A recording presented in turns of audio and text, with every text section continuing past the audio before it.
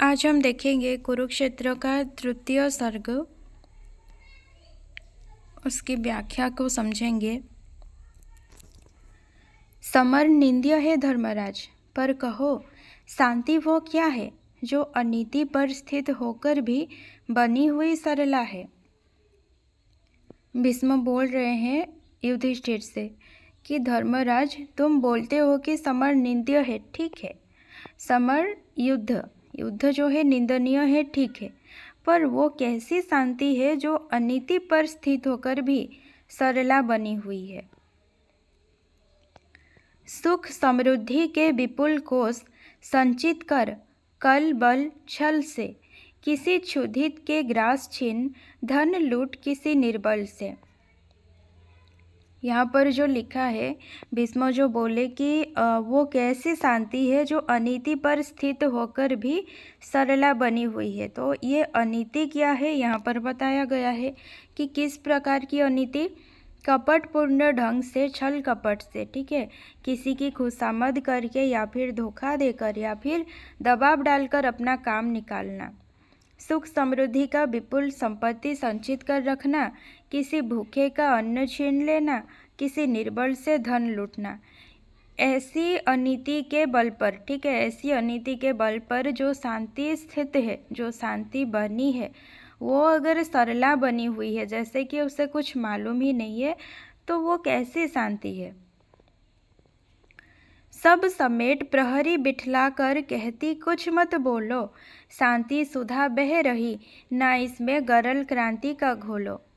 धन अन्न सब समेट कर, जो दलित होते हैं उनसे धन, उनका अन्न शोषण करके, ठीक है, और प्रहरी बिठाकर शांति कहती है कि कुछ बोलो मत, शांति रूपी सुधा बह रही है। हर तरफ, चारों तरफ क्या है, शांति बनी हुई है, इसमें क्रांति या फिर विद्रोह का जहर मत घोलो। जैसे कि कोई होते हैं ना, बड़े बड़े लोग होते हैं, देखिएगा, जो बहुत शोषण करते हैं गरीबों का, ठीक है। अगर आप उनके घर पर जाएंगे ना पहली बार, आपको ऐसा लगेगा कि ये लोग कितने मतलब शांत हैं, महान लोग हैं, क्योंकि वो लोग बहुत चुपचाप रहते हैं, पता नहीं चलता है कि अंदर चल क्या रहा है, ठीक है। वो बाहर से चुपचाप दिखाई देते हैं लेकिन दिमाग से बहुत ही कपटी होते हैं। तो उनके घर पर आप जाइएगा ना, तो बहुत सारे लोग होंगे प्रहरी के तरह, और ऐसा कभी नहीं लगेगा कि ये लोग जो है कुछ छल कपट वगैरह करते होंगे, ठीक है। तो वो जो शांति है, उन लोगों के घर जो आप देखते हैं कि ये लोग कितना शांत हैं, वो शांति, ठीक है, जो कि अनीति के बल पर बनी है, छल कपट के बल पर बनी है, वो कैसी शांति है। हिलो डुलो मत, हृदय रक्त अपना मुझको पीने दो, अचल रहे साम्राज्य शांति का जियो और जीने दो।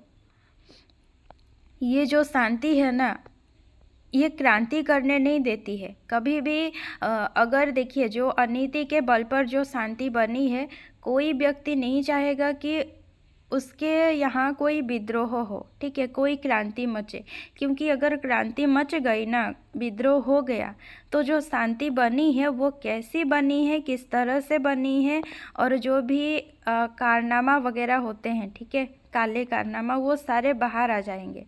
इसीलिए जहाँ पर अनीति के बल पर शांति बनी होती है, वो लोग कभी नहीं चाहते हैं कि उनके यहाँ क्रांति हो, ठीक है, कोई भी हंगामा हो। अंदर ही अंदर मनुष्य को बांधे रखती है। ये जो अनीति के बल पर शांति होती है, ये अंदर ही अंदर मनुष्य को बांधे रखती है। शांति का साम्राज्य बनी रहे इसलिए चुपचाप जियो और दूसरों को जीने दो, कहती है। सच है सत्ता सिमट सिमट जिनके हाथों में आई, शांति भक्त वे साधु पुरुष क्यों चाहे कभी लड़ाई। सच है, सत्ता सिमट कर जिनके हाथों में आती है, शांति भक्त साधु पुरुष बन जाते हैं, भला वे क्यों कभी लड़ाई चाहेंगे। सत्ता सिमट सिमट कर, यानी कि देखिए, बहुत सारी संपत्ति अगर आपके हाथों में आ रही है, ठीक है, तो तब क्या होगा, कुछ लोगों के मन में जो है गंदी सोच आ जाती है, ठीक है। अगर आ रही है किसी संपत्ति, चाहे कैसी भी करके, तो भला मैं क्यों कोई विद्रोह करूं, ठीक है, मैं क्यों भला आदमी बनूं, जब मेरे हाथों में आ ही गई है संपत्ति तो रख लेते हूँ, है ना। तो वही बात है कि जब सत्ता जो है सिमट कर हाथों में आ जाती है ना, तो शांति लोग क्या करते हैं, शांति भक्त बन जाते हैं। ठीक है, जैसे उनको कुछ छल कपट मालूम नहीं है, वो बिल्कुल साधु पुरुष हैं। तो शांति भक्त वे साधु पुरुष बन जाते हैं और वे भला क्यों लड़ाई चाहेंगे, है।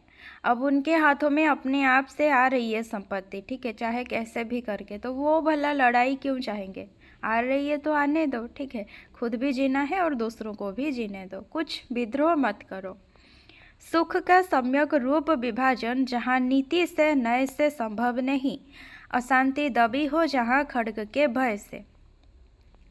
भीष्म बोल रहे हैं कि नीति और नम्रता के व्यवहार के द्वारा जहाँ सुख का उचित विभाजन संभव नहीं, यानी किसी के पास बहुत सारी सुख सुविधाएं हैं और किसी के पास नहीं है, और जहाँ खड्ग के भय से अशांति दबी हो, ठीक है, जहाँ क्या है, अशांति नहीं होती है लेकिन खड्ग के भय से, अगर अशांति हुई तो खड्ग चलेगा, इस भय से, ठीक है, जहाँ खड्ग के भय से अशांति दबी हो और शांति स्थापित हुई हो, जबरदस्ती की शांति, ठीक है, जहाँ पालते हो अनीति पद्धति को सत्ताधारी, जहाँ सूत्रधर हो समाज की अन्यायी अभिचारी।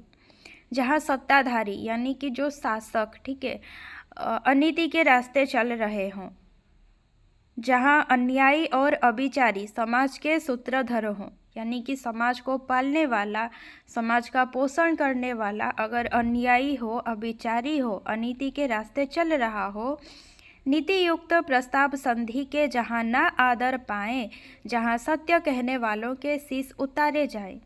बोल रहे हैं कि जहाँ संधि के नीति युक्त प्रस्ताव को आदर ना किया जाए, ठीक है, आदर ना मिले, और जहाँ सच कहने वालों को झुका दिया जाए, उसका सिर काट दिया जाए जो सच के साथ देता है, जहाँ खड्ग बल एकमात्र आधार बने शासन का, दबे क्रोध से भभक रहा हो हृदय जहाँ जन जन का।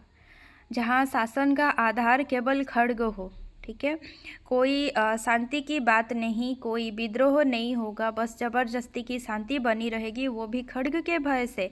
शासन का आधार क्या है, केवल खड्ग, ठीक है, अगर कोई आवाज़ उठाया तो खड्ग से छेद दिया जाएगा।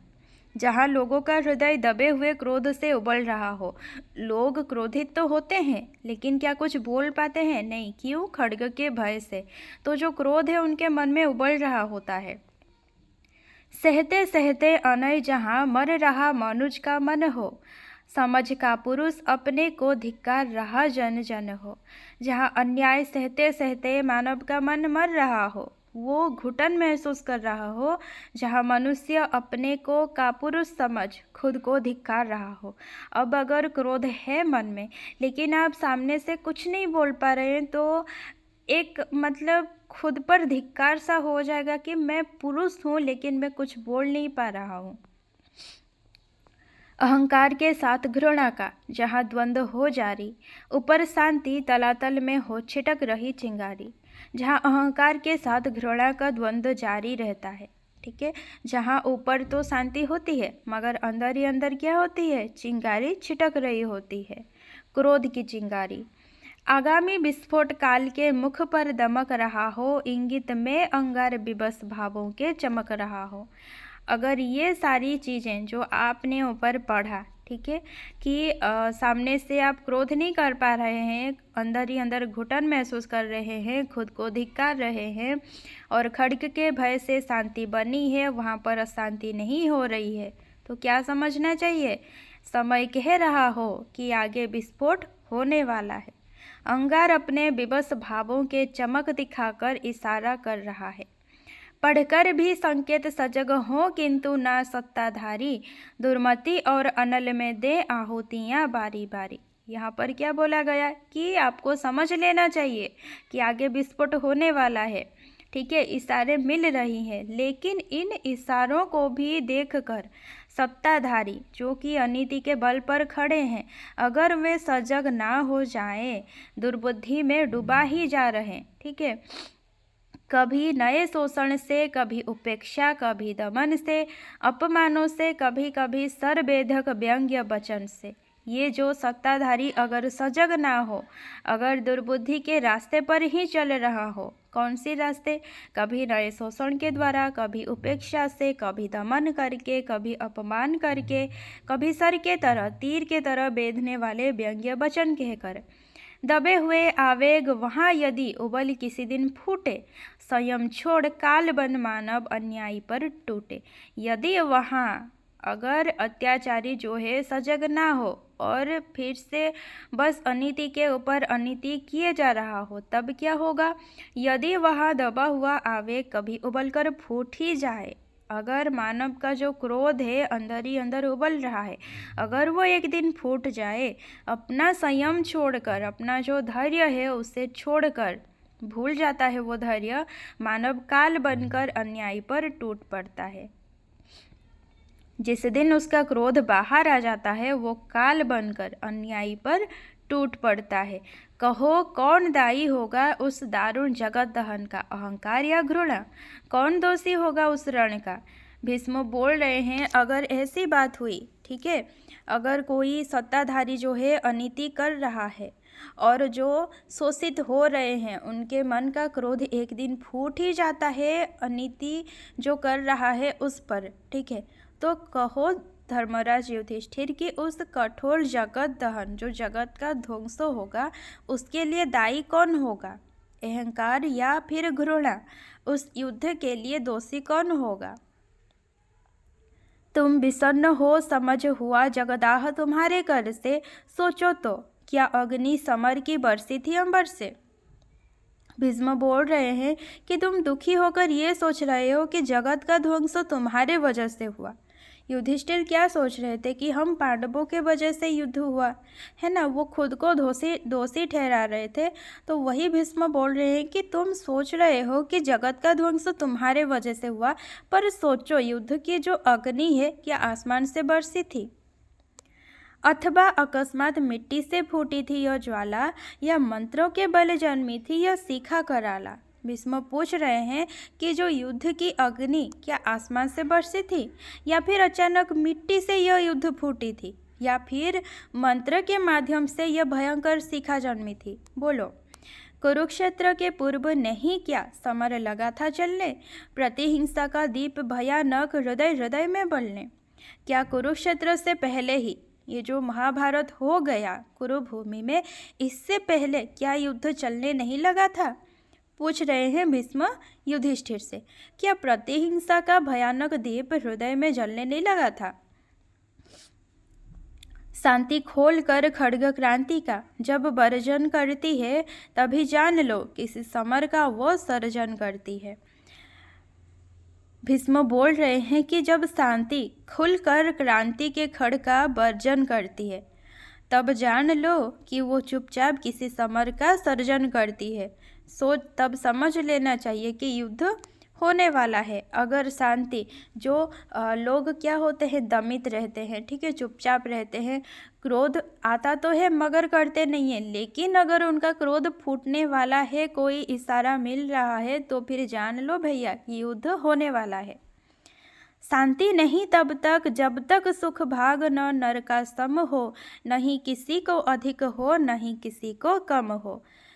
शांति तब तक नहीं मिल सकती, कब तक? जब तक हर एक मनुष्य को समान सुख ना मिले, ना तो किसी को अधिक मिले ना तो किसी को कम मिले। ऐसी शांति राज्य करती है तन पर नहीं हृदय पर, नर के ऊंचे विश्वासों पर, श्रद्धा भक्ति प्रणय पर। और ऐसी शांति तन पर राज नहीं करती, किस पर राज करती है? हृदय पर, नर के ऊंचे विश्वासों पर, श्रद्धा पर, भक्ति पर तथा प्रणय पर राज करती है। कौन सी शांति? जो शांति अगर हर एक मनुष्य को समान रूप से सुख मिला, तब जो शांति बनती है, वो शांति हृदय पर राज करती है। न्याय शांति का प्रथम न्यास है, जब तक न्याय न आता, जैसा भी हो महल शांति का सुदृढ़ नहीं रह पाता। शांति सबसे पहले न्याय स्थापित करती है। जब तक न्याय नहीं स्थापित हुआ है, तब तक शांति नहीं मिलेगी। जब तक न्याय नहीं होता है, जैसा भी हो, शांति का जो महल बना हुआ होगा वो सुदृढ़ होकर नहीं रह पाएगा, वो ढह जाएगा, वो गिर जाएगा। कृत्रिम शांति सशंक आप अपने से ही डरती है। खड्ग छोड़ विश्वास किसी का कभी नहीं करती है। जो कृत्रिम शांति होती है, जो कि बनी बनाई शांति, ठीक है, जो प्राकृतिक रूप से नहीं मिली है, अनीति के बल पर जो बनी है शांति, वो अपने आप में ही सशंकित रहती है। फॉर एग्जाम्पल, अगर कोई चोरी किया होगा, ठीक है, 10-20 हज़ार किसी ने चोरी किया है, तो उसके मन में ये तसल्ली है कि हाँ मेरे पास 10,000 है, 20,000 है। लेकिन क्या वो कभी ये तसल्ली उसको मिल सकती है कि ये जो पैसे हैं मेरे पास, ये नीति के बल पर मुझे मिले हैं? नहीं। उसे पता है कि उसने चोरी की है, तो वो अपने ही अंदर अपने आप से हमेशा वो डरता ही रहेगा। वो कभी शांति से उन पैसों को खर्च नहीं कर पाएगा, उन पैसों को रख नहीं पाएगा। तो जो कृत्रिम शांति होती है वो अपने आप में ही सशंकित रहती है, वो डरती रहती है। खड्ग के सिवा किसी और का वो विश्वास नहीं करती है। और जिन्हें इस शांति व्यवस्था में सुख भोग सुलभ है, उनके लिए शांति ही जीवन सार सिद्धि दुर्लभ है। और इसी कृत्रिम शांति व्यवस्था में भी जो सहज ही स्वाभाविक रूप से अगर सुख भोग रहा है, ठीक है, अगर वो सशंकित नहीं है, वो डर नहीं रहा है, वो सुख भोग रहा है इस कृत्रिम शांति व्यवस्था में भी, तो उनके लिए ये कृत्रिम शांति सब कुछ होती है, लेकिन सिद्धि उनके लिए दुर्लभ होती है। वो कभी भी सिद्धि प्राप्त नहीं कर सकते हैं। पर जिनकी अस्थियां चबाकर शोणित पीकर तन का जीती है यह शांति, दाह समझो कुछ उनके मन का। ये लोग जो अनीति के बल पर शांति बनाए हैं वो ठीक है, अगर स्वाभाविक रूप से सुख भोग रहे हैं फिर भी ठीक है, लेकिन जिनकी हड्डियों को चबाकर, जिनके शरीर के रक्त पीकर यह शांति जीती है, उनके मन के ज्वलन को समझो। जिनको दमित किया गया है, जिनको दलित किया गया है, जिनको शोषित किया गया है, जिनका शोषण किया गया है, कभी उनके मन का ज्वलन को समझो, युधिष्ठिर से बोल रहे हैं। सत्व मांगने से न मिले संघात पाप हो जाए, बोलो धर्मराज शोषित वे जिए या कि मिट जाएं। अगर अपना अस्तित्व मांगने से ना मिले, संघात पाप हो जाए, आघात करना पाप हो जाए, तब धर्मराज जो शोषित हैं वो जिए कि मर जाएं, बोलो। न्यायोचित अधिकार मांगने से ना मिले तो लड़के तेजस्वी छीनते समर को, जीत या कि खुद मर के। जब न्याय संगत अधिकार मांगने से नहीं मिलता, तब वीर तेजस्वी व्यक्ति क्या करते हैं? अपने अधिकार को छीन लेते हैं, या तो युद्ध जीत कर छीनते हैं या फिर खुद मर कर। किसने कहा पाप है समुचित सत्व प्राप्ति हित लड़ना, उठा न्याय के खड्ग समर में अभय मारना मरना। उचित अस्तित्व प्राप्त करने के लिए लड़ने को पाप किसने कहा है? न्याय का खड्ग मरने तथा मारने के लिए निर्भयता से उठता है समर में, ठीक है। क्षमा दया तप तेज मनोबल की दे वृथा दुहाई, धर्मराज व्यंजित करते तुम मानव की कदराई। भीष्म बोल रहे हैं कि क्षमा दया तप तेज मनोबल की वृथा दुहाई देकर तुम मानव की कायरता को प्रकट कर रहे हो। भीष्म गुस्सा हो रहे हैं कि तुम एक क्षत्रिय हो, एक वीर हो, तुम युद्ध करने को पाप कैसे कह सकते हो? युद्ध करना कोई पाप नहीं है। एक वीर के लिए युद्ध पाप नहीं है, खड्ग उठाना पाप नहीं है, अपने अस्तित्व को छीन लेना, अगर मांगने से नहीं मिलता है तो अपने अस्तित्व को छीन लेना पाप नहीं है। और जो तप तेज त्याग इसकी बात कर रहे थे युधिष्ठिर, उसको भीष्म बोले हैं कि इन सब की दुहाई देकर तुम कायरता को प्रकट कर रहे हो। हिंसा का आघात तपस्या ने कब कहाँ सहा है, देवों का दल सदा दानवों से हारता रहा है। हिंसा का आघात तपस्या कहाँ कब सहा है? भीष्म पूछ रहे हैं। देवों का दल हमेशा दानवों से हारता ही है। मनः शक्ति प्यारी थी तुमको, यदि पौरुष ज्वलन से लोभ किया क्यों भरत राज्य का, फिर आए क्यों वन से। अगर पौरुष के ज्वलन से, ठीक है, जो एक पुरुषत्व का जो क्या है, एक अभिमान है, ठीक है, जो लड़ पाने का एक शक्ति है, अगर उससे ज़्यादा युधिष्ठिर को मन की शक्ति प्यारी थी, तप त्याग क्षमा ये सब प्यारी थी, लड़ पाने की शक्ति से ज़्यादा तप की शक्ति अगर इतनी ही प्यारी थी तो भरत राज्य का लोभ किया ही क्यों? क्यों उन्होंने राज्य का लोभ किया?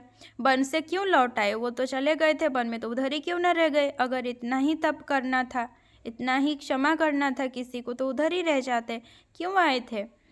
वन से आने के बाद भी जब पांडव क्या किए थे, वन गए थे, और फिर वहाँ से आने के बाद क्या हुआ, दुर्योधन जो था पांडवों की आधी जमीन वापस करने से इनकार कर दिया था, और ये भी एक कारण था कि महाभारत युद्ध हुआ था। तो वही भीष्म बोल रहे हैं कि अगर इतना ही तप प्यारी थी तो उधर से आए ही क्यों? राज्य का लोभ किया ही क्यों? युद्ध किया ही क्यों? पिया भीम ने विष लाक्षागृह जला, हुए बनवासी केस कर्षिता, प्रिया सभा सम्मुख कहलाई दासी। भीम ने विष पिया, लाक्षागृह जल गया, बनवासी हुए, प्रिया के केसों को खींचते हुए सभा के सामने दासी कहा गया। प्रिया यहाँ पर कौन है? द्रौपदी है। भीम को विष पिलाया था कौन? दुर्योधन ने, ठीक है। उसके बाद गंगा में भी वो फेंक दिया था भीम को, लेकिन वहाँ से भी भीम जो है जीकर आए थे। कभी स्टोरी पढ़ना बहुत अच्छी है।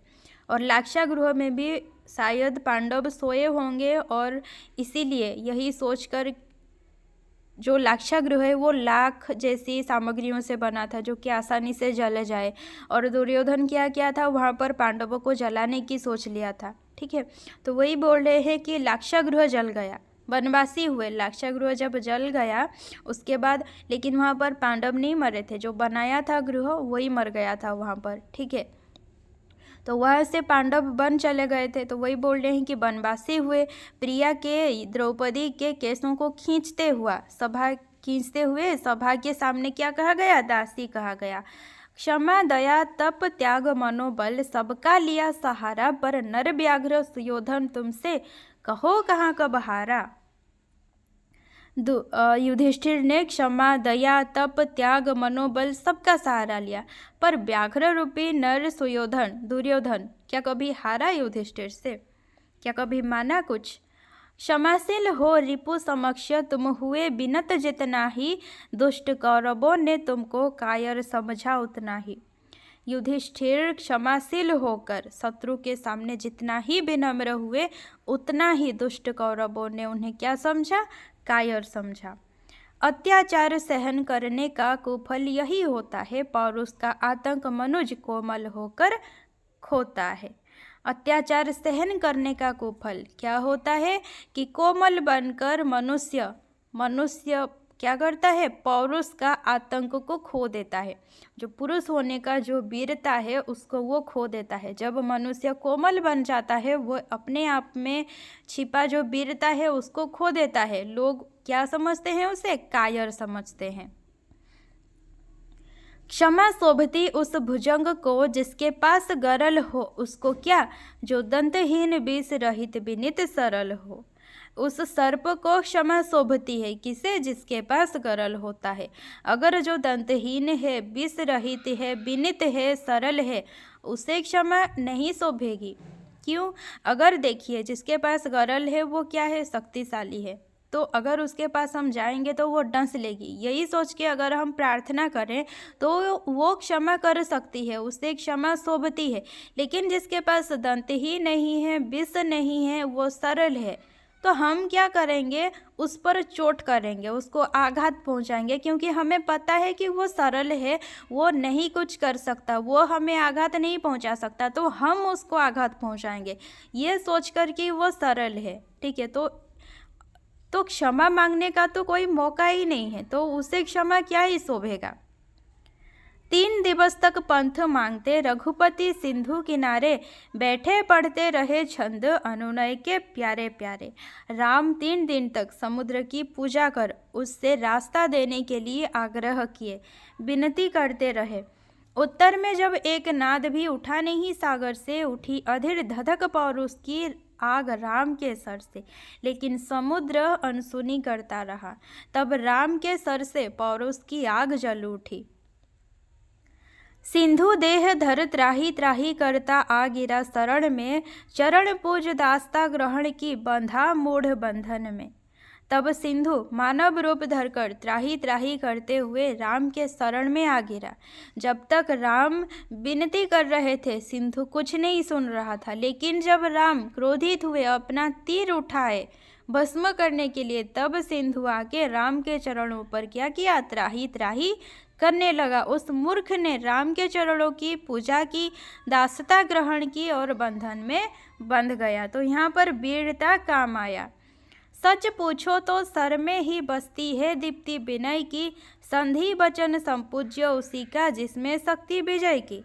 सच पूछो तो सर में ही विनय की दीप्ति बसती है। अगर तुम्हारे हाथ में सर नहीं है तो कोई तुमसे क्षमा नहीं मांगेगा, कोई तुमसे डरेगा नहीं। विजय पाने की शक्ति जिसमें होती है, संधि में उसी की बातों का मान रखा जाता है। सहनशीलता क्षमा दया को तभी पूजता जग है, बल का दर्प चमकता उसके पीछे जब जगमग है। सहनशीलता क्षमा दया इन सब को संसार कब पूजता है, जब उसके पीछे बल का दर्प भी चमक रहा होता है। जब कोई नेता आता है, ठीक है, हम क्यों उसके आगे पीछे घूम रहे होते हैं, क्यों नमो नमो करते रहते हैं, क्योंकि हमें पता होता है उसके पीछे पावर कितना है। ठीक है, तो सहनशीलता क्षमा दया ये सब कब दिखाना चाहिए, जब आपके पास बल हो। ठीक है, कायर होके यह सब दिखाने का कोई मतलब नहीं होता है। जहाँ नहीं सामर्थ्य शोध की क्षमा वहाँ निष्फल है, गरल घूंट पी जाने का मीस है, वाणी का छल है। जहाँ किसी को सुधारने की क्षमता नहीं है वहाँ क्षमा निष्फल है। जहाँ क्रोध करने की क्षमता नहीं है वहाँ क्षमा निष्फल है। वहाँ गरल घूंट पी जाने का सिर्फ बहाना किया जाता है, वाणी का छल दिखाई देता है। फलक क्षमा का ओढ़ छिपाते जो अपनी कायरता, वे क्या जाने ज्वलित प्राण नर की पौरुष निर्भरता। जो क्षमा का आवरण ओढ़कर मैं क्षमा कर सकता हूँ, मैं बलवान हूँ, मैं महान हूँ, ये सब कह के जो अपनी कायरता को छिपाते हैं, भला उन्हें कैसे पता चलेगा मानव का ज्वलित प्राण पौरुष पर कितना निर्भर रहता है, वीरता पर कितना निर्भर रहता है। वे क्या जाने नर में वो क्या असहनशील अनल है, जो लगते ही स्पर्श हृदय से सिर तक उठता बल है। कायरता को छिपाने वाले क्या जाने कि मानव में कैसी एक असहनशील आग है, हृदय को छूते ही बल सिर तक उठता है। जिनकी भुजाओं की सिराएं फड़की ही नहीं, जिनके लहू में नहीं बेग है अनल का, शिव का पदोदक ही पेय जिनका है रहा, चखा ही जिन्होंने नहीं स्वाद हलाहल का। जिनके हृदय में कभी आग सुलगी ही नहीं, ठेस लगते ही अहंकार नहीं छलका। जिनको सहारा नहीं भुज के प्रताप का है, बैठते भरोसा किए वे ही आत्मबल का। भीष्म बोल रहे हैं कि जिनकी बाहों की सिराएं कभी क्रोधित नहीं होते हैं, जिनके रक्त कभी खौलता ही नहीं है, जिनके रक्त में आग की गति नहीं है, जो केवल शिव के चरण पादुका पीना जानते हैं लेकिन जहर को कभी चखा तक नहीं है। जिनके हृदय में कभी आग लगी ही नहीं, हल्की सी चोट लगते ही जिसका अहंकार नहीं छलकता है, जो अपने बाहुबल का सहारा नहीं लेते हैं, वही लोग मनोबल के भरोसे बैठे रहते हैं। उसकी सहिष्णुता क्षमा का है, ममत्व ही क्या महत्व ही क्या, करना ही आता नहीं जिसको प्रहार है। करुणा क्षमा को छोड़ और क्या उपाय उसे ले न सकता, जो बैरियों से प्रतिकार है। जिसको प्रहार करना ही नहीं आता है, उसकी क्षमा तथा सहिष्णुता का महत्व ही क्या है। जो शत्रुओं से लड़ नहीं सकता है, करुणा क्षमा के बिना और कोई उपाय उसे सूझते भी नहीं है।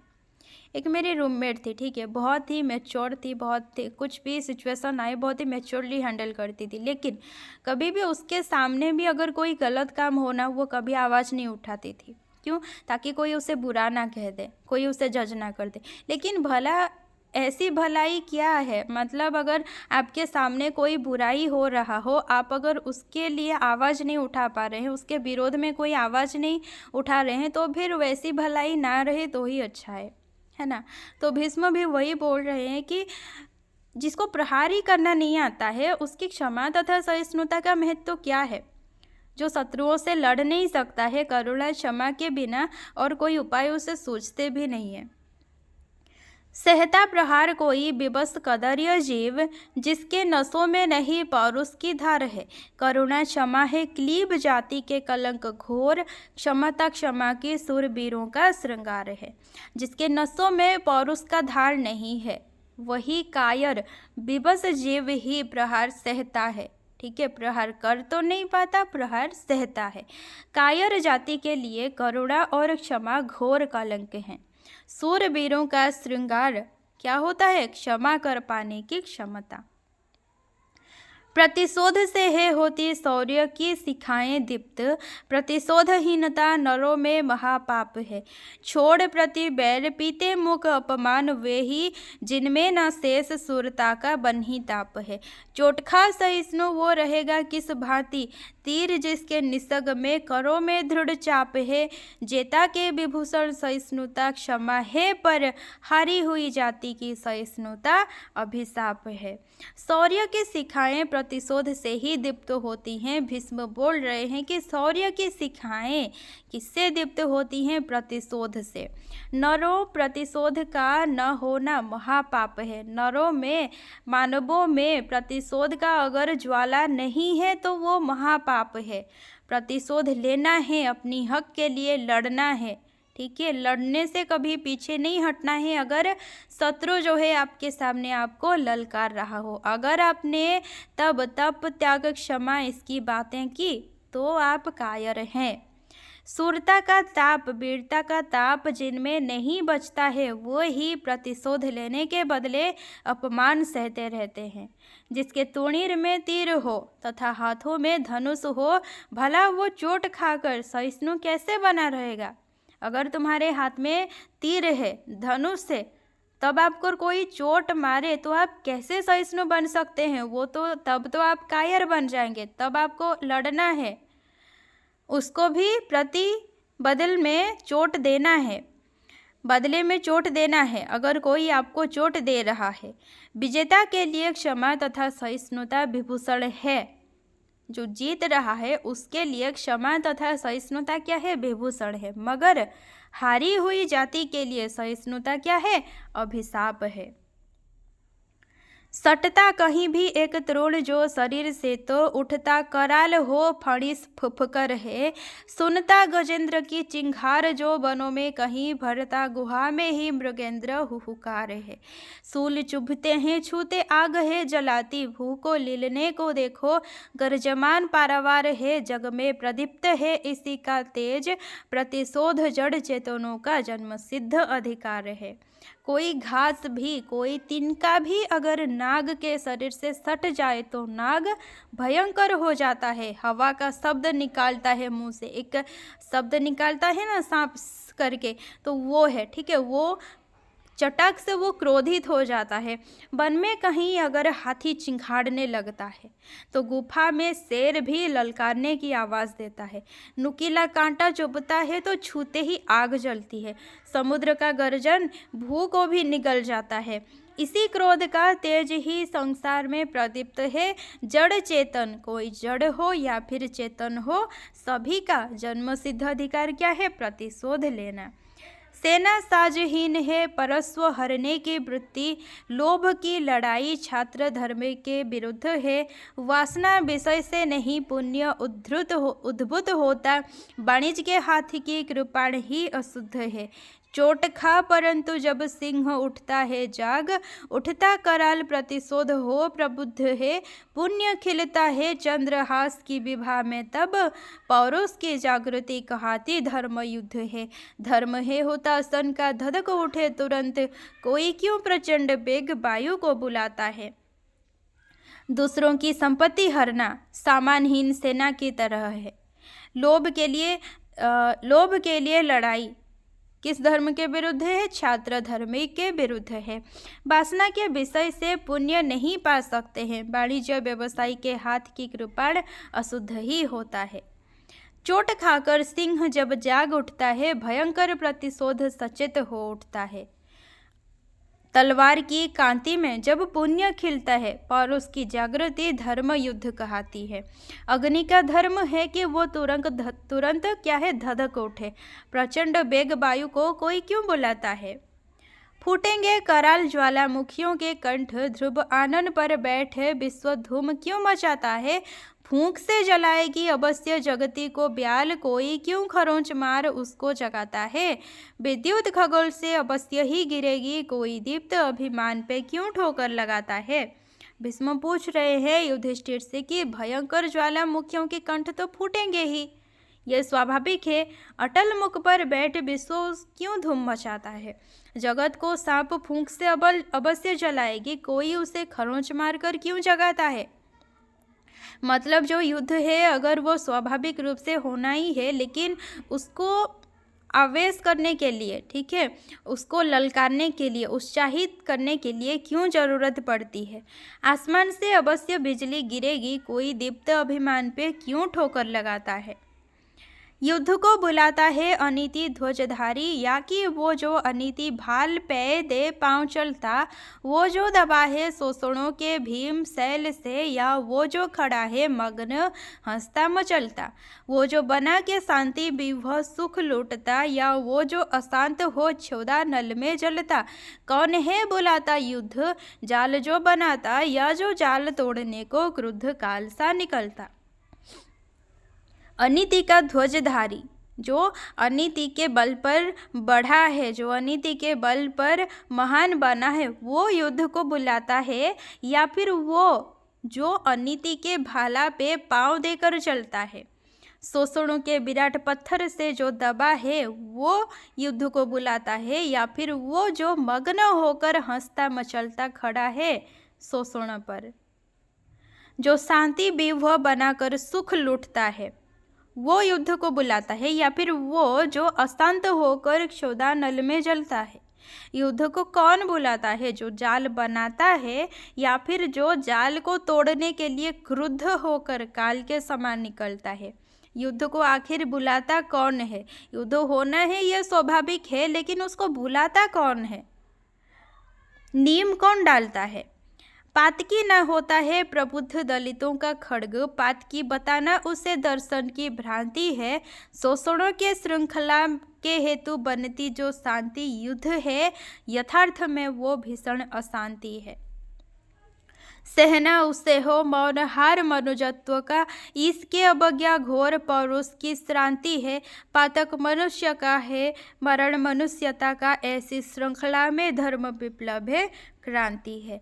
सचेत दलितों का खड्ग पापी नहीं होता है। अगर दलित खड्ग उठाएं, अपनी अस्तित्व पाने के लिए वो खड्ग उठाएं, तो उस खड्ग को पापी नहीं कहा जा सकता, उसे पापी बताना विचारों की भ्रांति है।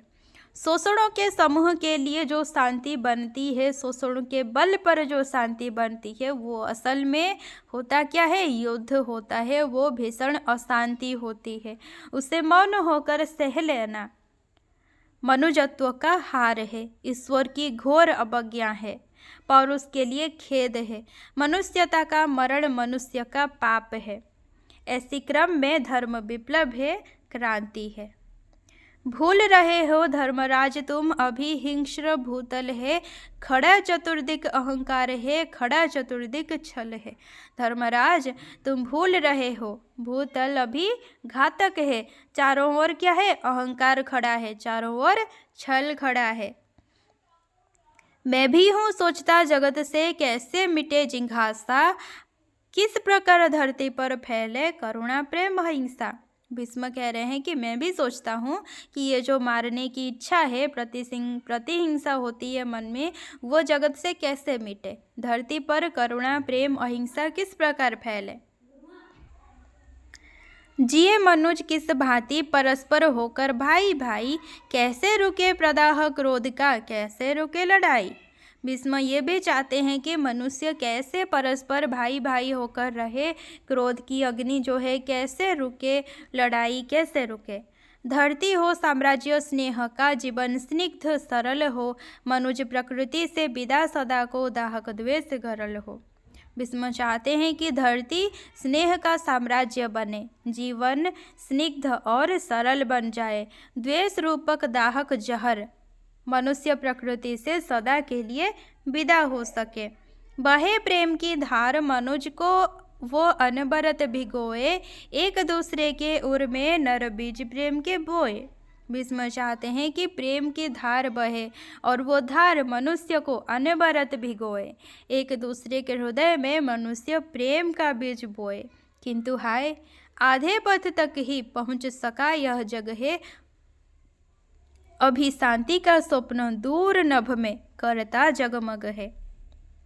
किंतु हाय, यह संसार अभी आधे पथ तक ही पहुंच सका है, अभी शांति का स्वप्न कहाँ है, दूर आकाश में जगमग करता है। भूले भटके ही धरती पर वो आदर्श उतरता, किसी युधिष्ठिर के प्राणों में ही स्वरूप धरता।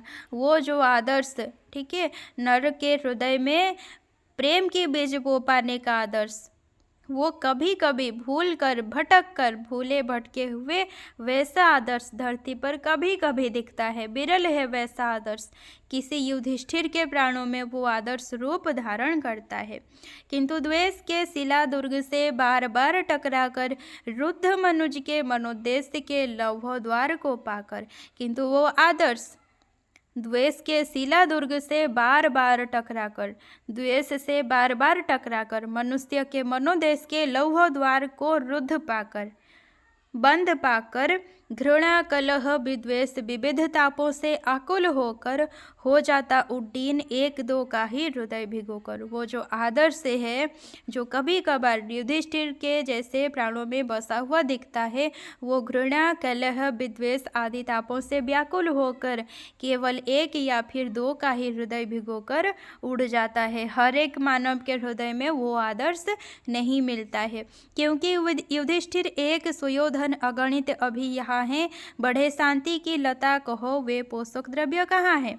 वो जो आदर्श से सिर्फ एक दो का ही हृदय भिगो कर चला जाता है, हर एक के हृदय तक नहीं पहुंच पाता है। वो पहुंचे भी कैसे, क्योंकि यहाँ इस जगत में एक युधिष्ठिर है तो अगणित सुयोधन है। शांति की लता बढ़ पाए इसके लिए पोषक द्रव्य कहाँ है।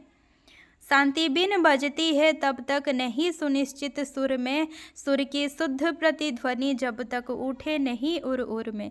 शांति की बीना तब तक सुनिश्चित सुर में नहीं बजती है जब तक सुर की प्रतिध्वनि प्रत्येक हृदय में ना उठे। अगर वो सुनिश्चित सुर की प्रतिध्वनि प्रत्येक हृदय में ना उठे तब तक शांति की बीणा नहीं बजती है। यह नबाह्य उपकरण भार बन जो आवे ऊपर से, आत्मा की यह ज्योति फूटती सदा विमल अंतर से। अगर यह नबाह्य उपकरण, ये शांति की बीणा अगर भार बन ऊपर से आए तब आत्म शांति निर्मल अंतर से निकलती है। शांति नाम उस रुचित सरणी का जिसे प्रेम पहचाने, खड्ग भीत तन ही ना मनुज का मन भी जिसको माने। उस रुचित मार्ग का नाम शांति है, उस रुचिकर मार्ग का नाम शांति है जिसे प्रेम पहचानता है। सिर्फ खड्ग से भयभीत तन ही नहीं बल्कि मनुष्य का मन भी उस मार्ग को मानता है। शिवा शांति की मूर्ति नहीं बनती, कुलाल के गृह में सदा जन्म लेती वो नर के मनः प्रांत निस्पृह में। जो शुद्ध शांति होती है उसकी मूर्ति कुम्हार के यहाँ नहीं बनता है। वो कोई मिट्टी की मूर्ति नहीं है जो कुम्हार के घर बने। वो शांति हमेशा कहाँ बनती है, मनुष्य के निर्लोभ मनोदेश में जन्म लेती है। घृणा कलह विफोट हेतु का करके सफल निवारण, मनुज प्रकृति ही करती शीतल रूप शांति का धारण। घृणा कलह विस्फोट आदि के कारणों का सफल निवारण करके मनुष्य की प्रकृति शांति का शीतल रूप धारण करती है। जब होती अवतीर्ण मूर्ति यह भय न शेष रह जाता, चिंता तिमिर ग्रस्त फिर कोई नहीं देश रह जाता। शांति का शीतल मूर्ति जब अवतीर्ण होती है तब भय और नहीं रहता है। चिंता रूपी अंधकार से फिर कोई देश, कोई मानव, कोई मन ग्रस्त नहीं होता। शांति सुशीतल शांति कहाँ वो समता देने वाली, देखो आज विषमता की ही वो करती रखवाली। वो जो सुशीतल शांति की बात कर रहे हैं भीष्म, वो लेकिन कहाँ है, वो सबको समता देने वाली शांति कहाँ है। आज जो शांति हम देख रहे हैं वो विषमता की ही रखवाली है। आनंद सरल बचन मधुमय है, तन पर शुभ्र बसन है, बचो युधिष्ठिर उस नागिन का विष से भरा दंशन है। भीष्म बोल रहे हैं कि जो शांति अब हम देख रहे हैं, जो कि विषमता की रखवाली है, उसका मुख सरल है, वचन मधुमय है, शरीर पर सफ़ेद वस्त्र है, स्वच्छ वस्त्र है। युधिष्ठिर बचो, शांति रूपी नागिन का विष से भरा दंशन है। वो रक्ति परिपूर्ण रूपों से जरासंध की कारा, शोणित कभी कभी पीती है तप्त अश्रु की धारा। जैसे जरासंध के कारागृह को शांति हमेशा राजाओं से परिपूर्ण रखती थी। जरासंध क्या करता था, वो राजाओं को अपने बंदी गृह में रखता था। ठीक है, बहुत से राजाओं को अपनी बंदी गृह में रखा था। जरासंध कौन था? कंस का ससुर था। बहुत से राजाओं को वो अपने कारागृह में रखा था बलि चढ़ाने के लिए। तो उसी को एक एग्जाम्पल के तरह दिए हैं कि जरासंध के कारागृह को शांति हमेशा राजाओं से परिपूर्ण रखती थी। वो राजाओं को बंदी बनाकर सोचता था वो शांति में है, उसके आसपास क्या है, शांति बनी रही है। आज के ज़माने भी जो हम देखते हैं, ठीक है, कभी लहू पीती है वो शांति, कभी लहू पीती है, कभी तप्त आंसुओं की धारा पीती है। कुरुक्षेत्र में जली चिता जिसकी वो शांति नहीं थी, अर्जुन की धनवा चढ़ बोली वो दुष्क्रांति नहीं थी। कुरुक्षेत्र में जिसकी चिता जली वो शांति नहीं थी, अर्जुन का धनुष चलाना वो दुष्क्रांति नहीं था। थी परशोग्रासिनी भुजंगिनी वह जो जली समर में, असहनशील शौर्य था जो बल उठा पार्थ के शरीर में। जो समर में जली वो दूसरों की संपत्ति लूटने वाली थी, सर्पिणी थी। ठीक है, जो कुरुक्षेत्र में, जो कुरु युद्ध में, महाभारत युद्ध में जो जली वो शांति नहीं थी, वो दूसरों की संपत्ति लूटने वाली थी, सर्पिणी थी। अर्जुन के तीर में जो बल उठा था वो असहनशील शौर्य था। हुआ नहीं स्वीकार शांति को जीना जब कुछ देकर, टूटा मनुज काल सा उस पर प्राण हाथ में लेकर। कुछ त्याग कर, कुछ देकर जब शांति को जीना स्वीकार नहीं हुआ। अगर कौरव कुछ त्याग देते, ठीक है, शांति बनाए रखते, तो क्या युद्ध होता? मनुष्य प्राण को हाथ में लेकर उस पर काल समान टूट पड़ा। पापी कौन? मनुज से उसका न्याय चुराने वाला, या कि न्याय खोजते विघ्न का शीश उड़ाने वाला?